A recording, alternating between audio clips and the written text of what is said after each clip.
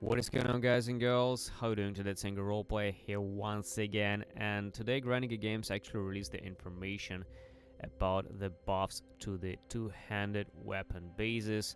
And previously they stated that they would be increasing the damage of all the bases by around like 15%, with even more damage coming to the axis. And finally the information is there. I want to take a look and see is it actually true or not.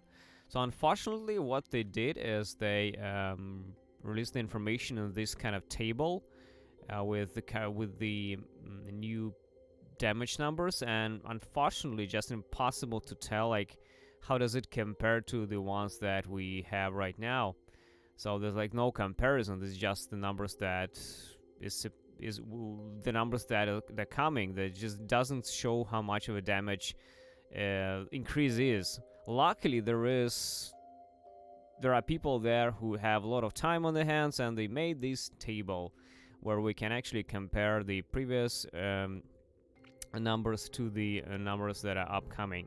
As we can see on this table, the overall damage increase is definitely about like 50%, but sometimes it just kind of stands out, especially in some bases like the Karoo Chopper. The damage increases about like 50%. Let's say Valax got 30% more damage, which is pretty cool. Another thing is that the Karoo Maul surprisingly got like 40% more damage, with the increase at about 29% DPS. So yeah, it's pretty weird because there's kind of the inconsistency between different bases, and I'm not even sure if GGG actually like tried to make it all equal, because I don't understand why some things are actually like stand out a lot, and just the rest are mostly kind of equalized, but there are some things which give like 40% more damage and the others like 20, 15, 14. What's the difference? Why not just equally made everything stronger? I just don't get it, because the high tier bases like these things, they already pretty strong, but these shitty ones like the low tier bases, they will always shit, and no one will be crafting in his clear mind these gnarled branches and primitive staffs and long staffs. Just no one will be crafting this. This is like absolute waste, because everyone will be trying to get the Eclipse, the Flesh Reapers, the Coronal Moles. These are the bases that I have people interested in, because the others are mostly trash.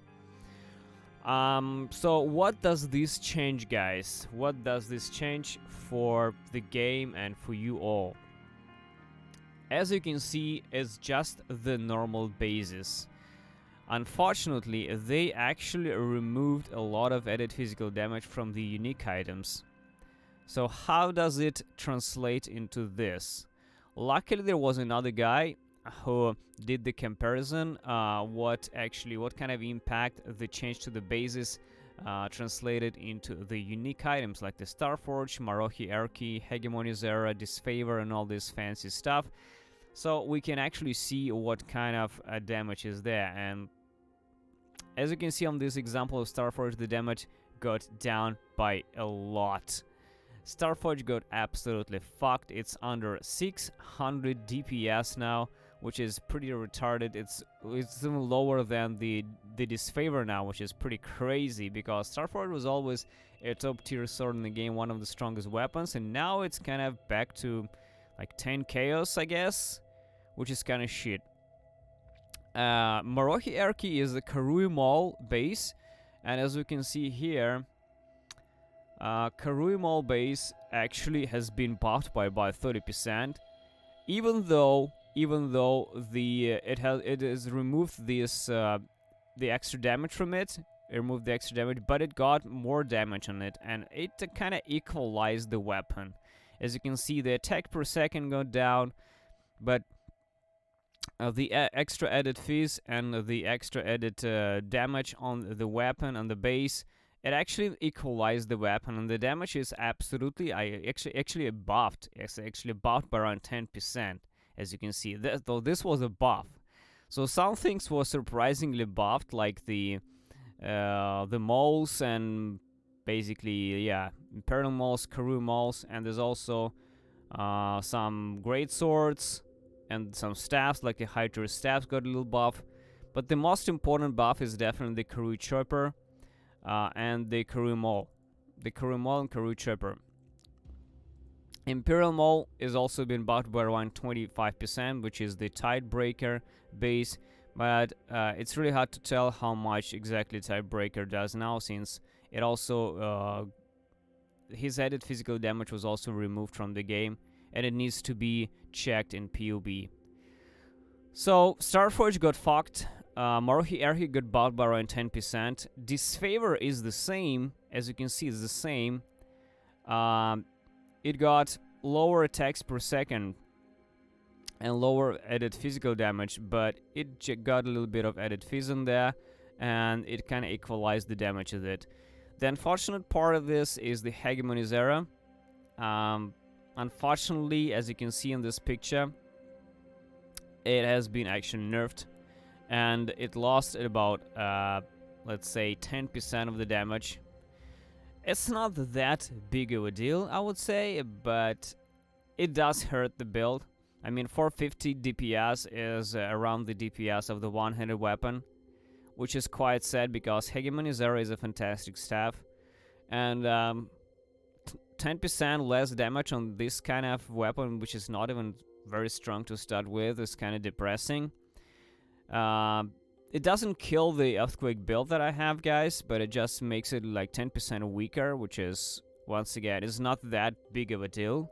It's just a little sad and depressing, I would say, because, like I said, it's not that crazy weapon. I mean, it's like 500 DPS, and the Starforge had like over 700 there.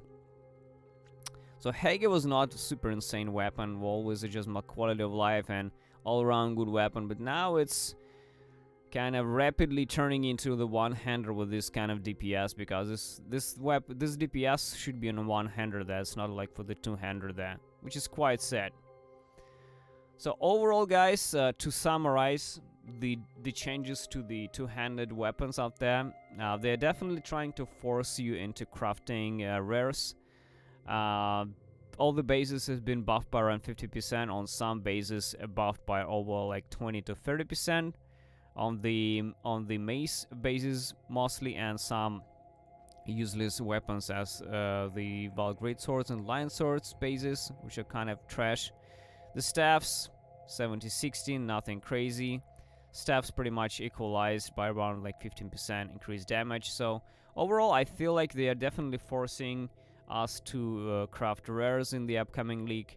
But some weapons like the Marohi Erki was surprisingly buffed, and this is practically like very few, like maybe a couple of uniques got a buff. The rest were mostly nerfed or just stayed the same, which is kind of depressing, because, you know, uniques are meant to be more powerful than the rares, and making the rares, you know, making the crafted rares better than a unique, especially if crafting will be easier in the upcoming league. I don't see this as a good point towards the balance, I would say, because, you know, uniques are there for a reason, because they always must be more powerful. They can be like one alchemy fucking weapons. They just can't be one alchemy weapons. They must be powerful. They must be stronger than the rares at all costs. I mean, especially if crafting will be easy to access, I kind of justify the changes to the uniques, like making them weaker than the rares. I just can't understand this, why they're doing this. So that's my thoughts on the meta, guys. I really hope you find this information useful, and like I said, some things were hit really fucking hard, like the Starforge got absolutely destroyed.